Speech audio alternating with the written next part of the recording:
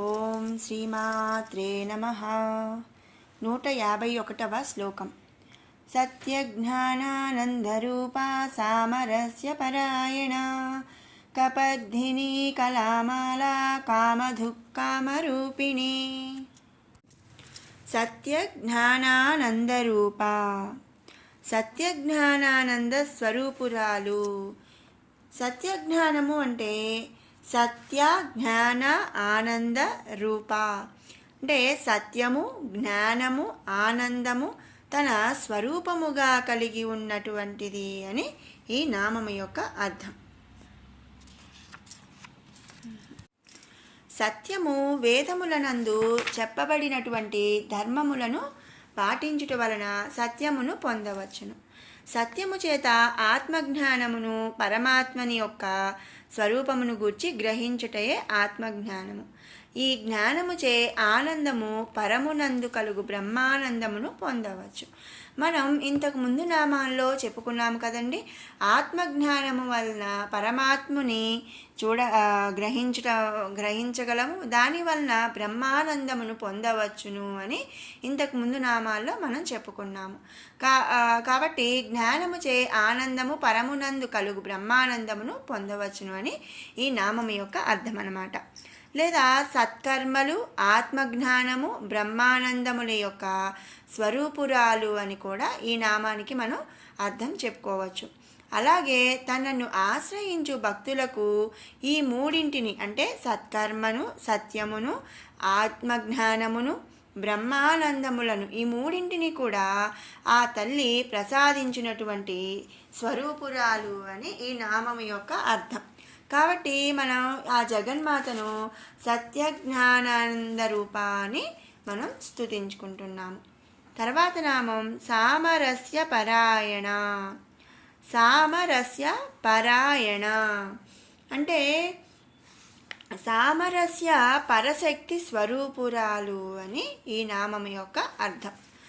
ఏ విధమైనటువంటి భేదభావములు లేనటువంటి పరశక్తులు, శివశక్తి, దేవి శక్తులు అనగా, అంటే శివ దేవీల యొక్క శక్తులు యందు భేదము ఏమీ ఉండదన్నమాట. సామరస్యం అన్నమాట, ఎలాంటి భేదభావాలు లేవు. అలాగే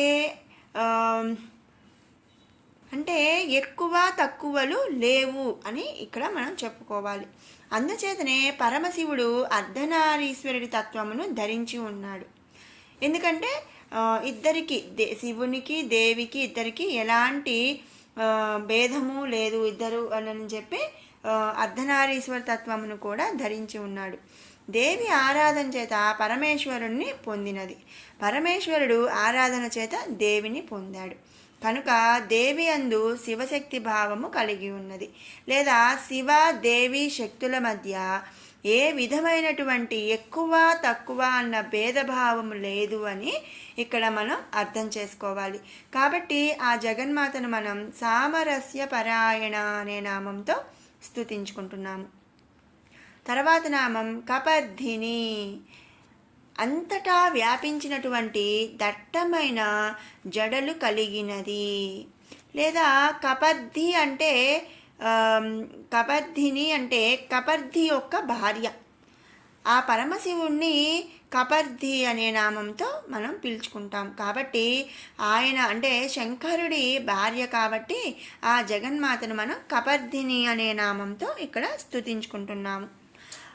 68 శివక్షేత్రములందు బగలాండ క్షేత్రమునందు ఉండు శంకరుడికి కపర్ధి అనే పేరు ఉందన్నమాట.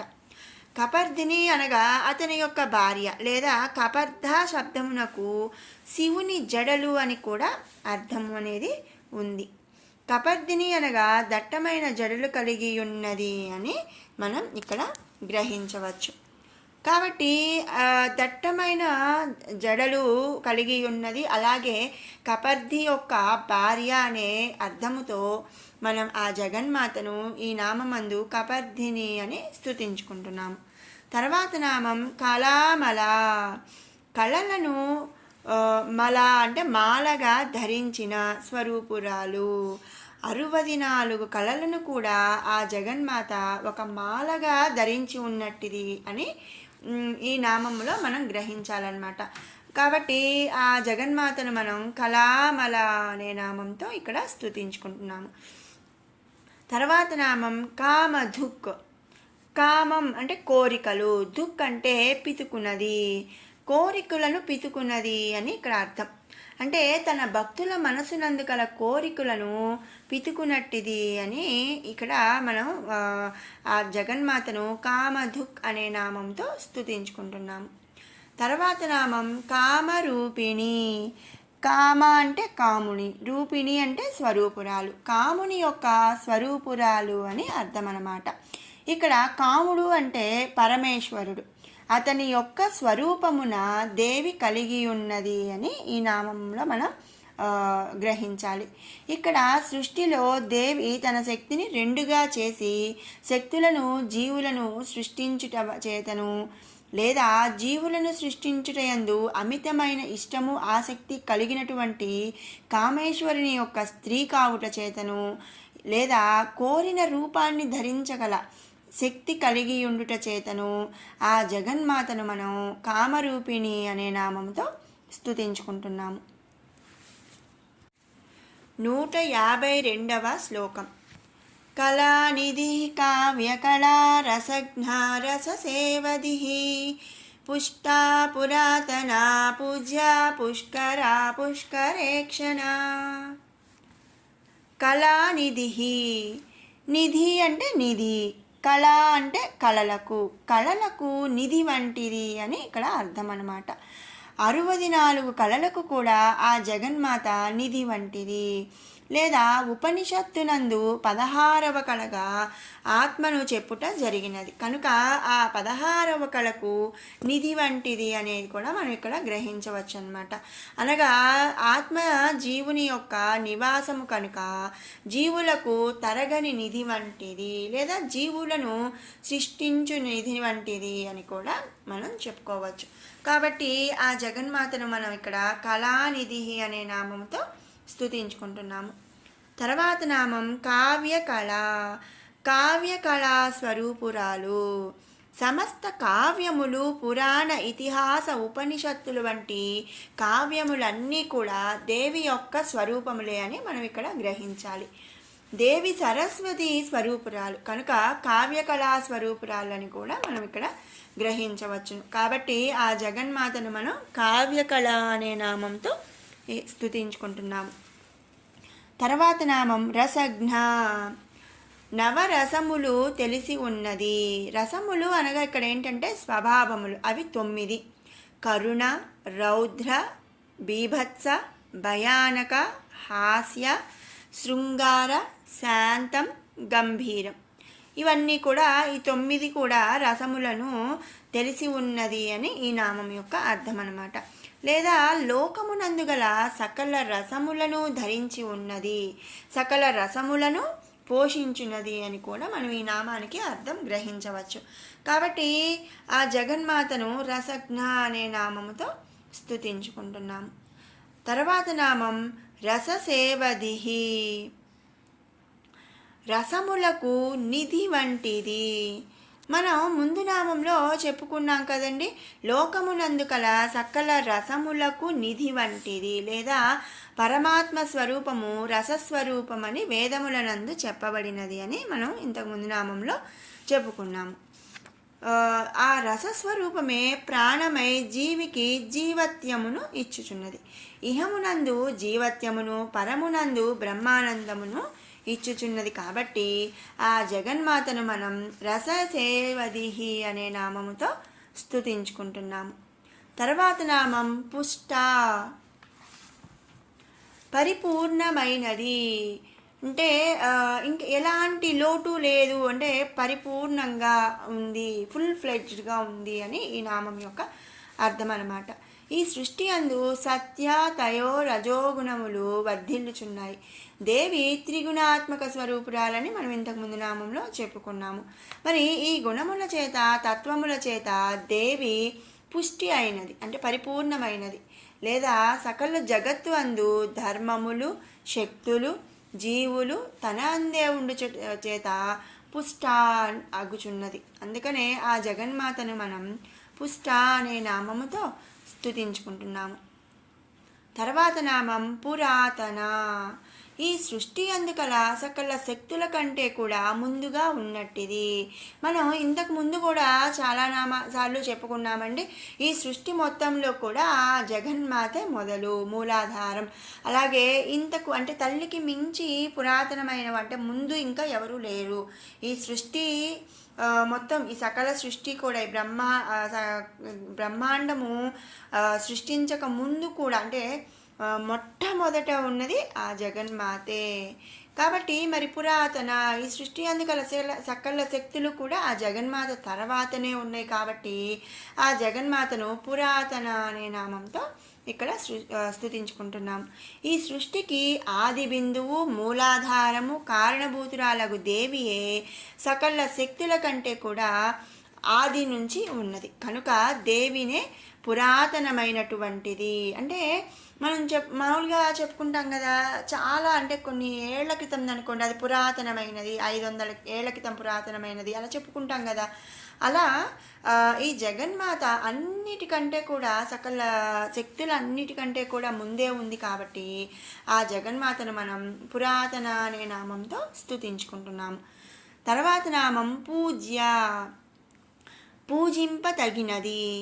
ఈ సృష్టికి మూల శక్తి అయినటువంటి దేవి సృష్టి అందుకల ఇతర శక్తులకు ఆధారభూతురాలు కనుక సమస్త సృష్టి చేత కూడా పూజింపతగినటువంటిది అనే అర్థంతో ఇక్కడ మనం ఆ జగన్మాతను పూజ్య అనే స్తుతించుకుంటున్నాము. తర్వాత నామం పుష్కర. పుష్కర తీర్థ స్వరూపురాలు లేదా సకల జీవులకు పుష్టిని కలుగచేయునట్టిది అని ఇక్కడ అర్థం అన్నమాట. పుష్కర తీర్థం అను పేరు గల తీర్థము ఒకటి ఉంది. అటువంటి తీర్థమే తన స్వరూపముగా ఉన్నటువంటిది అని మనం అర్థం చేసుకోవాలి. ఇంకో విధంగా సకల జీవులకు కూడా పుష్టిధాతువును అందించినది అనే ఈ జగన్మాత. కాబట్టి ఆ జగన్మాతను మనం పుష్కర అనే నామంతో స్తుతించుకుంటున్నాము. తర్వాత నామం పుష్కరేక్షణ. పుష్కరమందు చూపు కలిగినట్టిది. పుష్కర అంటే మర్రి చెట్టు అని అర్థం ఉందన్నమాట. మర్రి చెట్టు ఉండుట చేత పుష్కర ద్వీపను పేరు కలదు. అది అంటే అని మత్స్య పురాణమునందు ఉన్నది. విష్ణువు అనంత జలాశయమునందు మర్రి ఆకుపై శయనించినని దేవి భాగవతమందు ఉంది. కనుక దేవి విష్ణువు అందు చూపు కలది అని లేదా విశ్వ నిఘంటువునందు తామర పువ్వు అను అర్థము ఉండుట చేత అటువంటి కన్నులు కలది అని కూడా మనం ఇక్కడ గ్రహించవచ్చు అన్నమాట. అంటే తామర పువ్వు వంటి కన్నులు కలనిది కూడా మనం ఇక్కడ ఆ జగన్మాతను అర్థం చేసుకొని పుష్కరేక్షణ అనే నామంతో జగన్మాతను స్తుతించుకుంటున్నాము. విన్నారు కదండి 151, 152 శ్లోకాల అర్థాలను. ఇప్పుడు 149 నుంచి 152 వరకు 2 సార్లు పారాయణ చేసుకుందాం.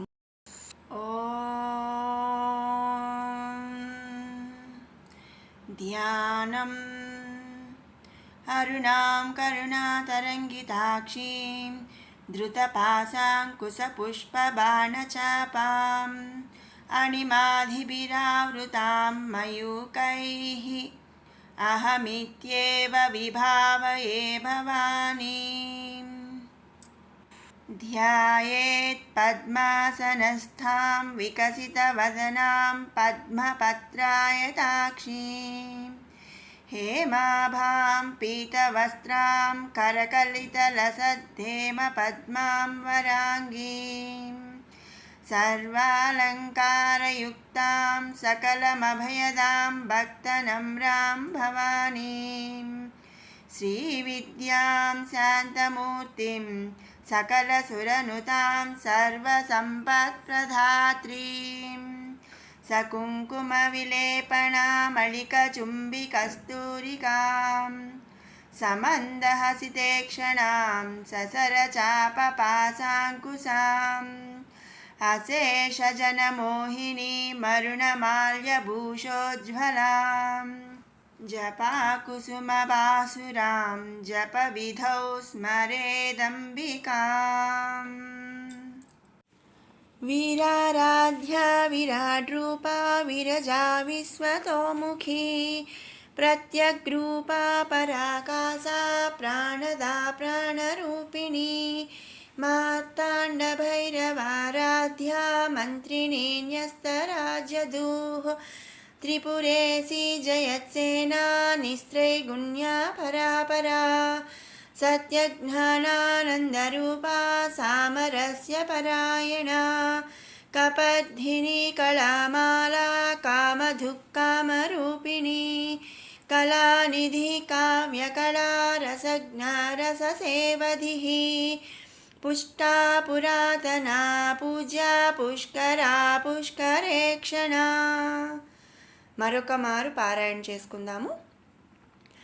వీరారాధ్యా విరాడ్రూపా విరజా విశ్వతోముఖీ ప్రత్యగ్రూపా పరాకాశా ప్రాణదా ప్రాణరూపిణీ మార్తాండభైరవారాధ్యా మంత్రిణీ న్యస్తరాజ్యదూః త్రిపురేశీ జయత్సేనా నిస్త్రైగుణ్యా పరాపరా सत्यज्ञानानन्दरूपा सामरस्य परायणा कपर्धिनी कलामाला कामधुक्कामरूपिणी कलानिधि काव्यकला रसज्ञा रससेवधिः पुष्टा पुरातना पूज्या पुष्करा पुष्करेक्षणा. ओम श्रीमात्रे नमः.